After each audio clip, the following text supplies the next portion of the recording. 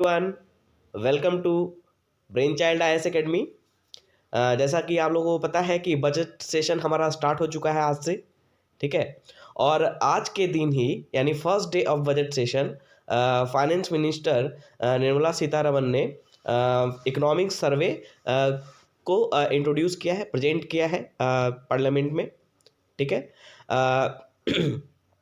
Economic survey को generally budget और 1 फरवरी को बजट पेश होने वाला है। ठीक है। तो बजट पेश होने के एक दिन पहले नॉर्मली हम इकोनॉमिक सर्वे को प्रेजेंट किया जाता है पार्लियामेंट में।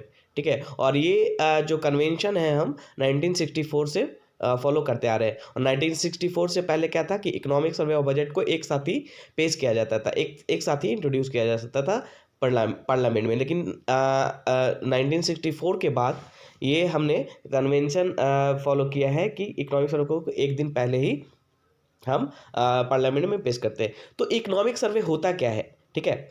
इकोनॉमिक सर्वे होता है कि जो हमारा पिछला साल रहा, ठीक है, जो प्रीवियस ईयर रहा, उसमें हमारी इकोनॉमी ने जो पिछला फाइनेंशियल ईयर रहा, पिछला फाइनेंशियल ईयर करने का मतलब कि फाइनेंशियल ईयर 1 अप्रैल से स्टार्ट होता है, 31 मार्च को एंड होता है। तो जो पिछला फाइनेंशियल ईयर रहा, मतलब जिस साल बजट, ये नया बजट पेश होने वाला है, उसका जो पिछला फाइनेंशियल रहा, उसका उस साल भारत की इकोनॉमिक स्टेटस कैसा रहा, भारत की इकोनॉमी ने कैसा परफॉर्म किया, इसका लेखा जोखा रहता है। ठीक है। और साथ ही साथ उसमें सजेस्ट भी किया जाता है वॉल्यूम 1 में। इकोनॉमिक सर्वे 2 वॉल्यूम में निकाला जाता है, वॉल्यूम 1 एंड वॉल्यूम 2 में। तो वॉल्यूम 1 में कुछ सजेशन भी दिए जाते हैं कि कैसे हम अपने इकोनॉमी को बेहतर कर सकें। ठीक है। और कुछ फ्यूचर प्रेडिक्शन भी होता है कि आने वाले समय में हमारा जीडीपी कैसे परफॉर्म करेगा। तो ये इकोनॉमिक सर्वे ये बहुत ही इंपॉर्टेंट डॉक्यूमेंट होता है। ये हमारे देश की इकोनॉमी का इकोनॉमिक स्टेटस बताता है। ठीक है। प्रीवियस जो फाइनेंशियल ईयर है, साथ ही साथ कुछ सजेशन होते हैं। ठीक है। और इसे कौन प्रिपेयर करता है? जो चीफ इकोनॉमिक एडवाइजर होता है, वो इकोनॉमिक सर्वे को प्रिपेयर करता है और यूनियन फाइनेंस मिनिस्टर के द्वारा इसे प्रेजेंट किया जाता है पार्लियामेंट में। ठीक है। तो यहाँ पे हम जो इकोनॉमिक सर्वे है 2022 का, यानी 2021-22 का, यानी जो फाइनेंशियल ईयर 2021-22 है, उसका इकोनॉमिक सर्वे का हम कुछ हाइलाइट्स देखेंगे। ठीक है। कि हमारी इकोनॉमी ने कैसे परफॉर्म किया पिछले साल और आने वाले समय में उसकी क्या स्थिति होगी। तो यहाँ पे हाइलाइट्स है, ये की हाइलाइट्स हैं इकोनॉमिक सर्वे के। ठीक है। सबसे पहले स्टेट ऑफ द इकोनॉमी, यानी हमारी इकोनॉमी का क्या स्थिति है। हाँ, है ना। तो इकोनॉमिक सर्वे क्या प्रेजेंट करता है? हमारे इकोनॉमी की स्थिति को बताता है। तो क्या स्थिति रही? तो Indian economy estimated to grow by 9.2% in real terms in 2021-22। देखिए, अभी जो फाइनेंशियल ईयर 22 एंड नहीं हुआ है। कब एंड होगा? 31 मार्च को एंड होगा। तो पहले ही ये इकोनॉमिक सर्वे क्या देता है? एक एडवांस एस्टिमेट देता है। ठीक है। एक एडवांस एस्टिमेट देता है ये, और फिर एक साल बाद लगभग फाइनल एस्टिमेट आएगा। ठीक है। लेकिन जो एडवांस एस्टिमेट है 2021-22 का, उसमें ये दिया गया है कि इंडियन इकोनॉमी का जो जीडीपी ग्रोथ होगा, ठीक है, वो 9.2% होगा। किस टर्म में? रियल टर्म में। क्योंकि जीडीपी 2 तरीकों से निकाला जा सकता है, real GDP and nominal GDP. तो रियल टर्म कहने का मतलब यानी कांस्टेंट प्राइस पे, यानी कांस्टेंट प्राइस किस साल के प्राइस को हम लेते हैं? 2011-12 हमारा बेस ईयर है, उसी के प्राइस को हम कांस्टेंट प्राइस कहते हैं। और उसी प्राइस पे जीडीपी का ग्रोथ कैलकुलेट किया गया है, और वो कितना एक्सपेक्ट किया गया है? 9.2%। यानी 2021-22 के लिए जो जीडीपी का जो एस्टिमेशन है, जो फर्स्ट एडवांस्ड एस्टिमेट है जीडीपी ग्रोथ के लिए, वो है 9.2%। और पिछले साल ये कितना रहा? 2020-21 में ये ग्रोथ कितना था? जीडीपी ग्रोथ रियल टर्म में वो था 7.3%। यानी जो करंट फाइनेंशियल जो फिस्कल ईयर चल रहा है 2021-22 का, उसमें ग्रोथ काफ़ी हाई ग्रोथ हमें देखने को मिलेगा। ठीक है, as compare to the previous year. Okay, next है GDP projected to grow by 8 to 8.5% in real term in 2022-23। 23 और 2022-23 यानी नेक्स्ट जो फाइनेंशियल ईयर रहेगा उसमें जीडीपी कैसा परफॉर्म करेगी, जीडीपी का क्या ग्रोथ रहेगा 8.5%। यानी इकोनॉमिक सर्वे क्या करता है, प्रीवियस जो फाइनेंशियल ईयर है उसका इकोनॉमिक ग्रोथ देता है, उसका फाइनल एस्टिमेशन देता है, और जो करेंट फिस्कल ईयर है, जो फाइनेंशियल ईयर है, उसका एडवांस एस्टिमेट देता है, और साथ ही साथ जो आने वाला फाइनेंशियल ईयर है उसका भी एडवांस एस्टिमेट देता है जीडीपी के ग्रोथ के रूप में। ठीक है, कि कितना जीडीपी ग्रोथ होगा प्रीवियस फाइनेंशियल ईयर में। ठीक है, उसका फाइनल एस्टिमेशन देता है, और जो करेंट फाइनेंशियल ईयर है उसका देता है, और साथ ही साथ जो आने वाला जो फाइनेंशियल ईयर है उसका भी ग्रोथ प्रिडिक्ट करता है इकोनॉमिक सर्वे। ठीक है, ओके। तो ये जो प्रोजेक्शन दिया गया है जीडीपी ग्रोथ का, वो वर्ल्ड बैंक और एशियन डेवलपमेंट बैंक का जो लेटेस्ट फोरकास्ट था जीडीपी, इंडिया के जीडीपी ग्रोथ के बारे में, उससे काफ़ी मैच करता है। ठीक है, वर्ल्ड बैंक ने क्या दिया था कि इंडिया का जो 2022-23 में जो रियल जीडीपी ग्रोथ होगा वो होगा 8.7%। ठीक है, और एशियन डेवलपमेंट बैंक ने क्या फोरकास्ट किया था कि 2022-23 में यानी नेक्स्ट फाइनेंशियल ईयर में जो इंडिया का जीडीपी ग्रोथ रहने वाला है वो रहेगा 7.5%। और इकोनॉमिक सर्वे ने जो 2022-23 के लिए इंडिया का जीडीपी का ग्रोथ का जो प्रोजेक्शन किया है वो लगभग इन्हीं के आसपास है, इसी के आसपास है। और इकोनॉमिक सर्वे ने क्या बोला है 8 to 8.5% जीडीपी ग्रोथ होगा 2022-23 में। तो लगभग अगर हम कंपेरिजन करें तो लगभग समान ही है। ठीक है, ओके। इसके अलावा आईएमएफ ने भी कुछ एस्टिमेट किया है, आईएमएफ ने भी कुछ यहाँ पे एस्टिमेट किया था। ठीक है, आईएमएफ का क्या एस्टिमेट रहा कि आईएमएफ का जो देखिए यहाँ पे एक इम्पॉर्टेंट फैक्ट ये है कि आईएमएफ के द्वारा वर्ल्ड इकोनॉमिक आउटलुक प्रोजेक्शन निकाला जाता है। ये इंपॉर्टेंट डॉक्यूमेंट है, ये आईएमएफ के द्वारा रिलीज होता है, और इसमें दुनिया भर के सारी देशों के जीडीपी ग्रोथ के बारे में प्रेडिक्ट किया जाता है। ठीक है, प्रोजेक्ट किया जाता है। तो इस डॉक्यूमेंट में, आईएमएफ का जो डॉक्यूमेंट है वर्ल्ड इकोनॉमिक आउटलुक प्रोजेक्शन, इसमें इंडिया का रियल जीडीपी का जो ग्रोथ दिखाया गया है वो है 9% 2021-22 में। ठीक है, और इकोनॉमिक सर्वे ने भी कितना बताया है 9.2% 2021-22 में। ठीक है, एंड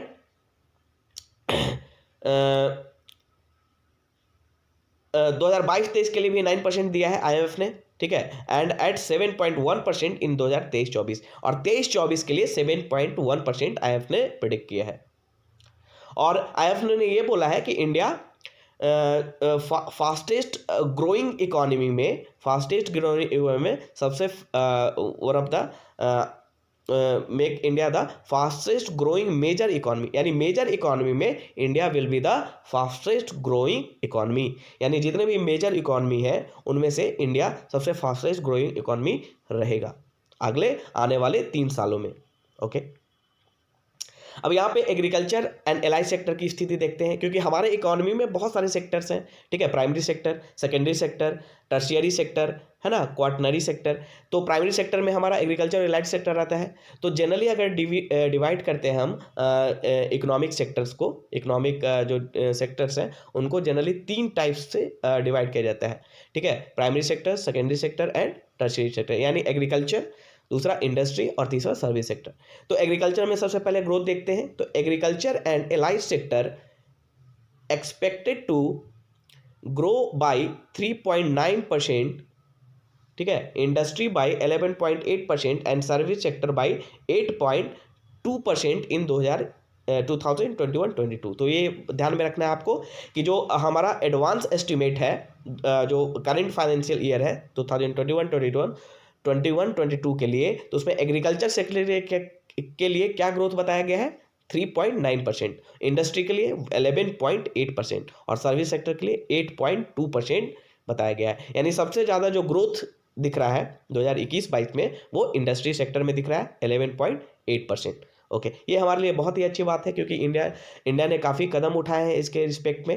मेक इन इंडिया का कंसेप्ट है। ठीक है, ग्लोबल लोकल टू वोकल जो कंसेप्ट है ना, तो ये सारे आत्मनिर्भर भारत का जो कंसेप्ट है, इन सारे इनिशिएटिव के द्वारा इंडस्ट्री सेक्टर में 11.8% का ग्रोथ हमें प्रोजेक्ट किया गया है इकोनॉमिक सर्वे के द्वारा। ऑन डिमांड साइड जो देखिए, अब डिमांड साइड में क्या है, डिमांड साइड। देखिए डिमांड साइड किसी भी इकोनॉमी को ग्रो करने के लिए डिमांड साइड बहुत ही इंपॉर्टेंट फैक्टर होता है, क्योंकि अगर इकोनॉमी में डिमांड बढ़ेगा तो प्रोडक्शन होगा, और प्रोडक्शन होगा तो इकोनॉमी ग्रो करेगी।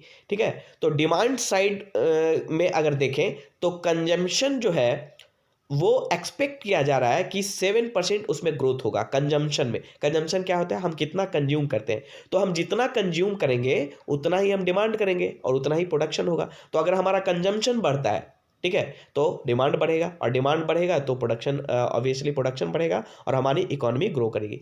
तो ये एक्सपेक्ट किया जा रहा है कि हमारा जो कंजम्पशन है वो 7% से ग्रो करेगा। ठीक है, और ग्रॉस फिक्स्ड कैपिटल फॉर्मेशन, ठीक है, ग्रॉस फिक्स्ड कैपिटल फॉर्मेशन 15% से ग्रो करेगा। तो ये भी बहुत अच्छा इंडिकेशन है, क्योंकि जितना कैपिटल फॉर्मेशन होगा, यानी कैपिटल फॉर्मेशन हो रहा है यानी इन्वेस्टमेंट बढ़ रहा है, ठीक है, प्रोडक्शन हो रहा है, ठीक है, और उससे इंडस्ट्री बढ़ रही है। ठीक है, तो ग्रॉस फिक्स्ड कैपिटल फॉर्मेशन जो हमारा ग्रो करेगा वो 15% से। साथ ही साथ यहाँ पे ये भी एस्टिमेट किया गया है कि 2021-22 में इंडिया का जो एक्सपोर्ट है वो 16.5% से ग्रो करेगा। ठीक है, उसमें ग्रोथ होगा 16.5%, और इंपोर्ट जो है वो भी 29.4% से ग्रो करेगा। ठीक है, तो इंपोर्ट बढ़ रहा है, नो डाउट इंपोर्ट ग्रो हो रहा है, लेकिन साथ ही साथ एक्सपोर्ट भी यहाँ पे बढ़ रहा है। तो ये एक राहत की सांस है इंडिया के लिए। नेक्स्ट है कि जो मैक्रो इकोनॉमिक स्टेबिलिटी इंडिकेटर्स है वो सजेस्ट कर रहे हैं कि Indian economy is well place to take on the challenges of 22 and 23। Micro economic क्या होता है, दो तरह की इकोनॉमी होती है, micro economic and macro economic.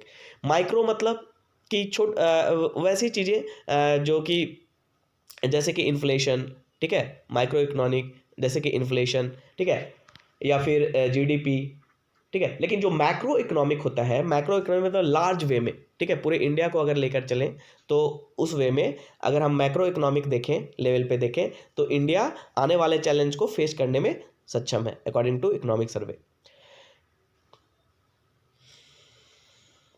और यहाँ पे कुछ अच्छे इंडिकेटर्स बताए गए हैं इंडिया के लिए कि combination of high foreign exchange reserve, ठीक है, हमारे पास फॉरेन एक्सचेंज रिजर्व काफ़ी हाई है, लगभग 630 के आसपास है, 630 बिलियन US डॉलर। ठीक है, साथ ही साथ हमारा जो फॉरेन डायरेक्ट इन्वेस्टमेंट है वो सस्टेन्ड है, मतलब एक स्टेबिलिटी है उसमें। फॉरेन डायरेक्ट इन्वेस्टमेंट क्या होता है, जो फॉरेनर इंडिया में इन्वेस्ट करने के पर्पज़ से, प्रोडक्शन करने के पर्पज़ से इन्वेस्टमेंट करते हैं फॉरेन करेंसी में, तो उसे बोला जाता है फॉरेन डायरेक्ट इन्वेस्टमेंट, तो वो भी सस्टेन्ड है। And rising export earnings, export हमारा बढ़ रहा है, ठीक है, किसके तहत, आत्मनिर्भर भारत के तहत, या फिर मेड इन इंडिया का जो कंसेप्ट है उसके तहत। ओके, तो इसके कारण हमारा जो वफर होगा, adequate buffer against possible global liquidity tapping in 2022-23। देखिए ग्लोबल लिक्विडिटी टैपरिंग क्या होता है, जैसे ग्लोबल लेवल पे लिक्विडिटी की कमी आ सकती है, ठीक है, जिससे हमारा बोरोइंग कम हो सकता है। तो उस केस में भी हमारे पास इतना फॉरेन एक्सचेंज रिजर्व होगा, या फिर फॉरेन डायरेक्ट इन्वेस्टमेंट के कारण हमारे पास फॉरेन करेंसी इतनी होगी, ठीक है, और हमारा जो एक्सपोर्ट राइज कर रहा है उसके कारण भी हमें फॉरेन करेंसी प्राप्त होगा। तो इन सभी के कारण हमारे पास इतना स्टॉक होगा, ये बफर स्टॉक होगा, जिससे हम उस ग्लोबल लिक्विडिटी टैपरिंग को झेल सकते हैं। ठीक है, economic impact of second wave were much smaller than during the, तो यहाँ पे एक और इम्पॉर्टेंट कंसेप्ट है कि economic impact of second wave was much smaller than that during the full lockdown phase in, यानी जो सेकेंड वेव में, कोरोना का जो सेकेंड वेव आया, उसमें जो उसका जो इकोनॉमिक इम्पैक्ट हुआ लॉकडाउन के कारण, वो काफ़ी छोटा था in comparison to the first time, यानी फर्स्ट जो वेव था उसके कंपेरिजन में। ठीक है, तो इसके अलावा हम फिजिकल डेवलपमेंट में देखते हैं क्या इंडिया में क्या डेवलपमेंट हुआ है फिजिकल के क्षेत्र में। ठीक है, the revenue received from the central government have gone up by 67.2%। देखिए अब जब बजट पढ़ेंगे तो बजट के दो अकाउंट होते हैं, एक रिसिप्ट होगा, ठीक है, दूसरा होगा एक्सपेंडिचर अकाउंट। ठीक है, तो रिसिप्ट में भी दो तरह के रिसिप्ट होते हैं, एक रेवेन्यू रिसिप्ट और दूसरा कैपिटल रिसिप्ट। और एक्सपेंडिचर में भी revenue expenditure and capital expenditure. और रेवेन्यू एक्सपेंडिचर में रेवेन्यू जो रिसिप्ट होता है, रिसिप्ट मतलब जितना आय है गवर्नमेंट का, ठीक है। तो रेवेन्यू रिसिप्ट का मतलब, ठीक है, जो रेवेन्यू में उसका ऐड हो रहा है। कैपिटल रिसिप्ट का मतलब जो या तो एसेट फॉर्मेशन करे या तो लाइबिलिटी को बढ़ाए, ऐसे ऐसे रिसिप्ट को बोला जाता है कैपिटल रिसिप्ट। और उसके अलावा जो भी रिसिप्ट होते हैं वो होता है रेवेन्यू रिसिप्ट। तो रेवेन्यू रिसिप्ट में भी दो तरह के रिसिप्ट होते हैं, दो तरह के आय हैं, एक tax receipt and non tax revenue receipt, ठीक है। तो यहाँ पे जो रेवेन्यू रिसिप्ट में जो इंक्रीज हुआ है गवर्नमेंट का, वो हुआ है 67.2% से इंक्रीज हुआ है, ठीक है, ओके। और ये एक्सपेक्ट किया जा रहा था कि ये जो ग्रोथ होगा वो 9.6% होगा सिर्फ, लेकिन ये जो ग्रोथ हुई है वो हुआ है 67.2, ठीक है, ओके। यानी पिछले साल की अपेक्षा जो बढ़ोतरी हुआ है वो 67.2 हुआ है, ठीक है, लेकिन एक्सपेक्ट किया जा रहा था कि 9.6% होगा। और जो ग्रॉस टैक्स रेवेन्यू रजिस्टर है, सॉरी, जो ग्रॉस टैक्स रेवेन्यू है उसमें कितना ग्रोथ हुआ है, 50%, ठीक है, 50% का ग्रोथ हुआ है ग्रॉस टैक्स रेवेन्यू। यानी जो रेवेन्यू टैक्स के माध्यम से टैक्स रिसिप्ट जो है वो हम उसमें कितनी बढ़ोतरी हुई है, 50%, ओके। यानी जो मेजर पार्ट है, यानी रेवेन्यू रिसिप्ट में जो ग्रोथ हुआ है 67.2% का, उसका मेजर कंपोनेंट को क्या है, टैक्स के रूप में जो ग्रोथ हुआ है, टैक्स रेवेन्यू के रूप में जो ग्रोथ हुआ है,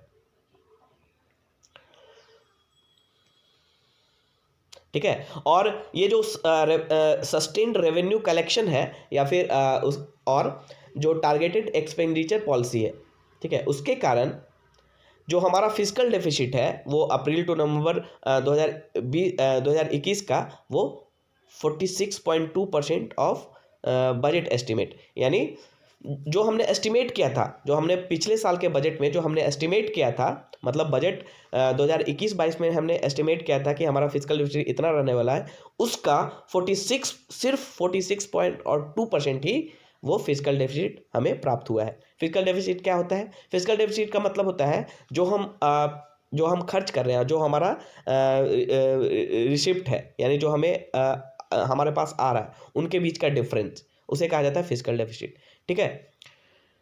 तो with the enhance borrowing on accounts of कोविड-19, द सेंट्रल गवर्नमेंट डेब्ट has gone up from 49.1% of GDP in 1920 to 59.3% of GDP in 2020-21, but is expected to follow a decline trajectory with the recovery of the economy। यानी borrowing जो बढ़ा है, government की borrowing बढ़ी है, क्यों बढ़ी है, कोविड के कारण, ठीक है, कोविड का टीका बनाना है या भी जो भी हॉस्पिटल फैसिलिटी प्रोवाइड करने हैं, उसके कारण गवर्नमेंट को काफ़ी बोरोइंग करना पड़ा है, काफ़ी लोन लेना पड़ा है, और उसके कारण 19-20 में हमारा जो बोरोइंग था वो कितना था, 49.1% ऑफ GDP था। लेकिन अभी 2020-21 में ये जो फाइनल एस्टिमेट आया है इसका, उसके अनुसार ये जो बोरोइंग हो गया है वो कितना हो गया है, ठीक है, 59.3%, यानी लगभग 10% का जंप हुआ है बोरोइंग में। लेकिन ये एक्सपेक्ट किया जा रहा है कि ये बोरोइंग आने वाले समय में ये डिक्लाइन होगा, इसकी ट्रैजेक्टरी। एक्सटर्नल सेक्टर में देखते हैं कि इंडिया का क्या परफॉर्मेंस रहा। India's merchandise exports and import rebounded strongly and surpassed pre-COVID level during the current financial year। ये मर्केंडाइन एक्सपोर्ट क्या होता है, देखिए एक्सपोर्ट में दो तरह के एक्सपोर्ट कर सकते हैं हम लोग, मर्केंडाइन एक्सपोर्ट एंड सर्विस एक्सपोर्ट, ठीक है, सर्विस का भी एक्सपोर्ट कर सकते हैं और वस्तुओं का भी। मर्केंडाइन का मतलब होता है वस्तु, ठीक है, प्रोडक्ट्स को हम एक्सपोर्ट कर सकते हैं। तो मर्केंडाइन एक्सपोर्ट मतलब सामान का एक्सपोर्ट, तो उसमें एक्सपोर्ट और इंपोर्ट दोनों में रिबाउंड हुआ है, नहीं दोनों बढ़ा है, इंपोर्ट भी बढ़ा है और एक्सपोर्ट भी बढ़ा है, ठीक है। और साथ ही साथ नेट सर्विस में भी बढ़ोतरी हुई है, यानी नेट सर्विस के क्षेत्र में भी एक्सपोर्ट भी बढ़ा है, इंपोर्ट भी बढ़ा है। और जो नेट कैपिटल फ्लो है वो 2021-22 में हायर था on account of continue inflow of foreign investment, ठीक है, और क्योंकि उस समय 2021-22 में फॉरेन इन्वेस्टमेंट काफ़ी ज़्यादा था। रिवाइवल इन नेट एक्सटर्नल कमर्शियल बोरिंग के थ्रू भी काफ़ी पैसा आ रहा था। तो जो नेट कैपिटल फ्लो था वो बहुत ही हाई था, कितना था, $65.6 बिलियन। ये क्या होता है, नेट कैपिटल फ्लो क्या होता है? देखिए, जब आप बैलेंस ऑफ पेमेंट पढ़ेंगे तो वहाँ दो तरह का अकाउंट होता है, ठीक है, current account and capital account. तो कैपिटल फ्लो का मतलब, कैपिटल फ्लो मतलब जो पैसा भारत से बाहर जा रहा है या जो पैसा भारत के अंदर आ रहा है उसको कहते हैं कैपिटल फ्लो। और कैपिटल फ्लो क्यों? कैपिटल का मतलब होता है या तो उस पैसे से एसेट फॉर्मेशन होगा या फिर लाइबिलिटी बढ़ेगा गवर्नमेंट का, ठीक है। तो capital, net capital flow high होना का मतलब यानी मतलब पैसा ज़्यादा आ रहा था इंडिया में, ठीक है, फॉरेन करेंसी इंडिया में आ रही थी, वो कितना था, $65.6 बिलियन। और ये क्यों था? उसका कारण था इनफ्लो ऑफ फॉरेन इन्वेस्टमेंट, यानी फॉरेन इन्वेस्टमेंट के द्वारा जो फॉरेन करेंसी इंडिया में आ रही थी उसका उसका ज़्यादा होने के कारण, ठीक है, फॉरेन इन्वेस्टमेंट ज़्यादा होने के कारण कैपिटल नेट फ्लो हाई था। और साथ ही साथ एक्सटर्नल कमर्शियल बोरिंग भी बहुत ज़्यादा हो रहा था, हायर बैंकिंग कैपिटल था, additional special drawing rights allocation भी हुआ था। स्पेशल ड्राइंग राइट्स क्या होता है, ठीक है, देखिए स्पेशल ड्राइंग राइट्स होता है कि जैसे कि आईएमएफ में हर मेंबर्स कंट्री ने कुछ ना कुछ कंट्रीब्यूट किया है, ठीक है। अब उनके कंट्रीब्यूशन के हिसाब से उन्हें कुछ स्पेशल ड्राइंग राइट्स दिया गया है कि at the time of BOP crisis, यानी बैलेंस ऑफ पेमेंट क्राइसिस, आप कुछ फॉरेन करेंसी को वहाँ से निकाल सकते हैं, उसी को बोला जाता है स्पेशल ड्राइंग राइट। और जिनका जितना कंट्रीब्यूशन है उसी के हिसाब से उनको स्पेशल ड्राइंग राइट मिला है। लेकिन इंडिया को यहाँ पे कुछ एडिशनल स्पेशल ड्राइंग राइट मिला है, ठीक है, रिवाइज हुआ है वो राइट, स्पेशल ड्राइंग राइट, उसके कारण इंडिया का जो नेट कैपिटल फ्लो है वो हाई हुआ है, specially in the first half of 2021-22, ठीक है। अब इंडिया के एक्सटर्नल डेब्ट के बारे में देखते हैं। तो इंडिया का एक्सटर्नल डेब्ट कितना है अभी? इंडिया एक्सटर्नल डेब्ट रोज टू $593.1 बिलियन एट सितंबर 2021, यानी सितंबर 2021 तक इंडिया का जो एक्सटर्नल डेब्ट पहुंच चुका है, कितना पहुंच चुका है, $593.1 पहुंच चुका है, ठीक है। और ये पिछले साल कितना था, एक साल पहले ये कितना था, मतलब सितंबर 2020 में कितना था ये, $556.8 बिलियन, यानी लगभग अगर देखें यहाँ पे तो लगभग $27 बिलियन की बढ़ोतरी हुई है, ठीक है। Reflecting additional SDR allocation by, क्योंकि इंडिया को additional SDR special drawing right मिला है, एडिशनल, ठीक है। तो लेकिन स्पेशल ड्राइंग राइट क्या होता है, पैसा हम एक तरह से कर्ज ही ले रहे हैं, बोरो कर रहे हैं, है ना, वो हमें अधिकार है कि हम उसे निकाल सकते हैं, लेकिन वो कर्ज के रूप में। तो एसडीआर जो एडिशनल एसडीआर एलोकेशन हुआ है आईएमएफ के द्वारा इंडिया को, उसके तहत इंडिया ने बोरो किया है और उसके कारण इंडिया का जो नेट एक्सटर्नल डेब्ट है वो उसमें बढ़ोतरी हुई है। और साथ ही साथ कमर्शियल बोरिंग को भी गवर्नमेंट ने पिछले साल बहुत ज़्यादा अलाउ किया था, उसके कारण भी इंडिया के नेट एक्सटर्नल डेब्ट में बढ़ोतरी हुई। अब यहाँ पे देखते हैं फॉरेन एक्सचेंज रिजर्व।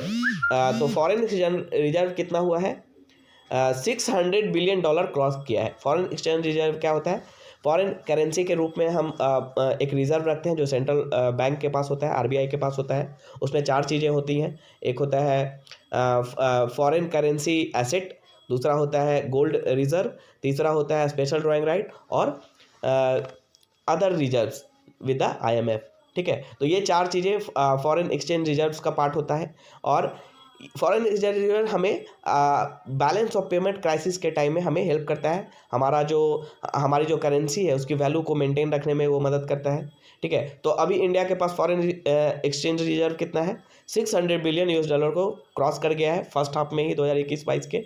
और कितना हुआ है, $633.6।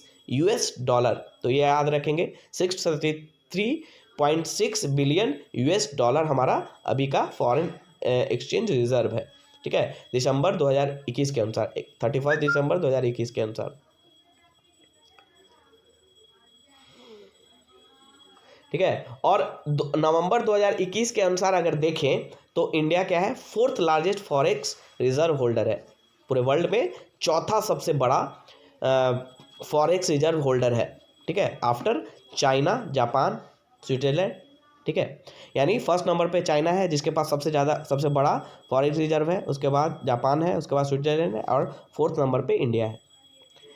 अब हम यहाँ पे monetary management and financial intermediation के बारे में देखते हैं क्या है, ठीक है। मॉनेटरी मैनेजमेंट मतलब है मनी से रिलेटेड जो भी मैनेजमेंट हुआ, ठीक है, मनी के फ्लो को रोक मतलब कंट्रोल करना, मैनेज करना, ठीक है, मार्केट में कितना मनी होना चाहिए या फिर मार्केट से हमें कितना पैसा निकालना है ताकि मनी का फ्लो को मैनेज कर सके, ठीक है। मनी का फ्लो मैनेज करना क्यों इंपॉर्टेंट होता है? ताकि हम इन्फ्लेशन को कंट्रोल कर सके। मॉनेटरी पॉलिसी का सबसे बड़ा मकसद होता है इन्फ्लेशन को कंट्रोल करना, ठीक है। और वो कैसे कंट्रोल करेंगे? मनी के फ्लो को कंट्रोल करके, ठीक है। तो मॉनेटरी मैनेजमेंट का मतलब होता है मनी के फ्लो को कंट्रोल करना, ठीक है।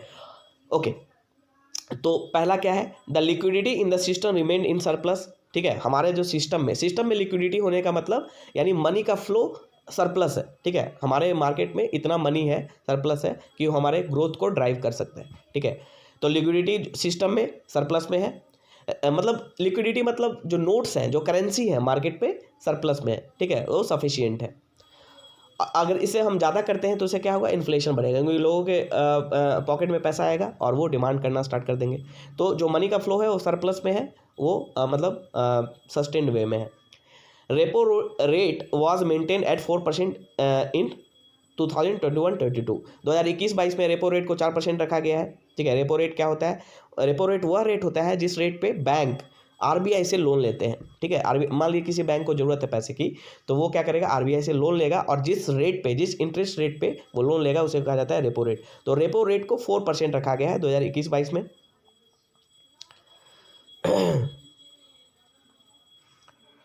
Okay, economic shock of the pandemic has been weathered well by the commercial banking system।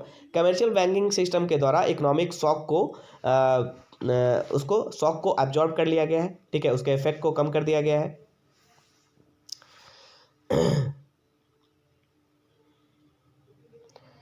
तो यहाँ पे एक इम्पॉर्टेंट डेटा है कि जो net non performing advances ratio decline from 6% to 2%। ये हमारे लिए बहुत इंपॉर्टेंट डेटा है कि जो नेट नॉन परफॉर्मिंग एडवांसेस है रेशियो डिक्लाइन फ्रॉम 6% टू 2.2%। यानी इसका मतलब कि जो नॉन परफॉर्मिंग एसेट्स हैं उनका जो रेशियो है वो कम हुआ है, ठीक है। ये हमारे बैंक के हेल्थ के लिए बहुत ही इंपॉर्टेंट है, क्योंकि नॉन परफॉर्मिंग क्या होता है? एडवांसेस कि जैसे बैंक ने कोई लोन दिया और उसको वो रिकवर नहीं कर पा रहा है, ठीक है, ना तो उसके प्रिंसिपल को ना ही इंटरेस्ट को, ठीक है। तो उसे कहते हैं नॉन परफॉर्मिंग एडवांसेस। तो उसका रेशियो काफ़ी डिक्रीज हुआ है, तो ये हमारे बैंक के हित के लिए काफ़ी अच्छा है, ठीक है। कैपिटल टू, देखिए यहाँ पे ध्यान से देखिए, capital to risk weighted asset ratio of schedule commercial bank continue to increase from 13% in 2013-14 to 16.5% at the end of September 2021। यानी 2013-14 में ये capital to risk weighted asset ratio क्या था? कितना था? 13%। और 2021 में कितना हो चुका है? ये 16.5%। तो ये लगातार इंक्रीज हुआ है। ये हमारे लिए अच्छे संकेत है, अच्छा, हमारे बैंक के हित के लिए अच्छा विषय है। क्यों? क्योंकि capital to risk weighted asset ratio क्या होता है? कैपिटल होता है जो भी गवर्नमेंट के पास पैसा है, जो भी डिपोजिटर्स के मनी है, वो उसका कैपिटल है, ठीक है। और जो रिस्क वेटेड एसेट क्या होते हैं? वैसे एसेट जिनको बैंक रिकवर नहीं कर पाता है, वैसे लोन जिनको रिकवर नहीं कर पाता है, तो वो रिस्क वेटेड एसेट होते हैं। तो उनका रेशियो लगातार बढ़ रहा है, इसका मतलब कैपिटल बढ़ रहा है, बैंक का कैपिटल बढ़ रहा है, ठीक है। और ये हमारे लिए एक अच्छा संकेत का विषय है।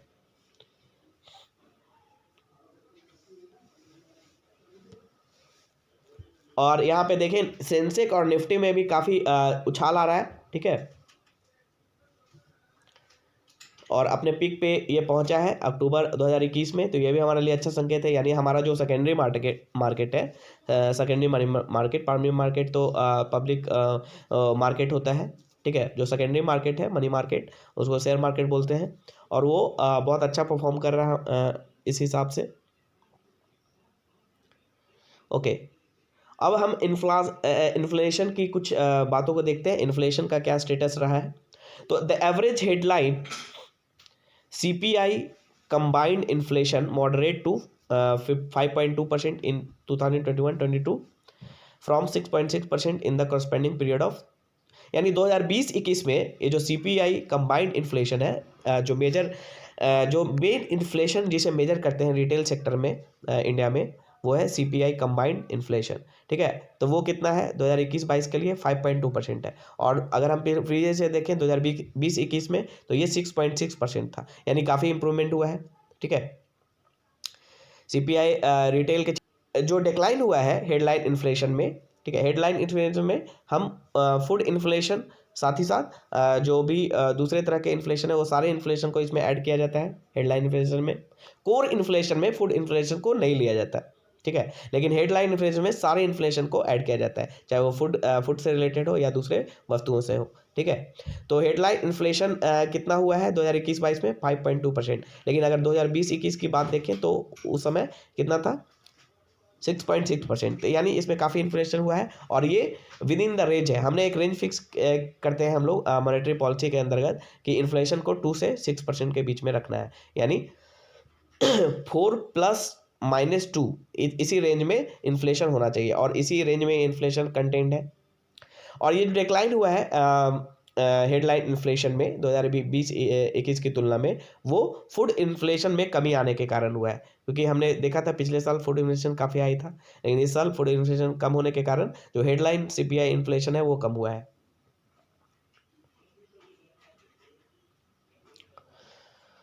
और जो पल्सेस और एडिबल ऑयल में जो प्राइस राइज हो रहा था उसको कम करने के लिए, कंटेन करने के लिए काफ़ी सारे एक्शन लिए गए हैं गवर्नमेंट के द्वारा।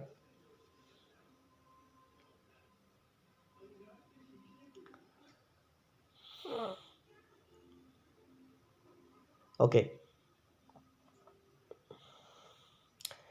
तो ये जो हमारे कुछ जो मैंने अपडेट्स आपको बताया, ये जो हमने कुछ अपडेट्स देखा, जो इकोनॉमिक सर्वे के कुछ की हाइलाइट्स देखे, वो हमारे लिए एग्जामिनेशन पॉइंट ऑफ व्यू से काफ़ी इंपॉर्टेंट है।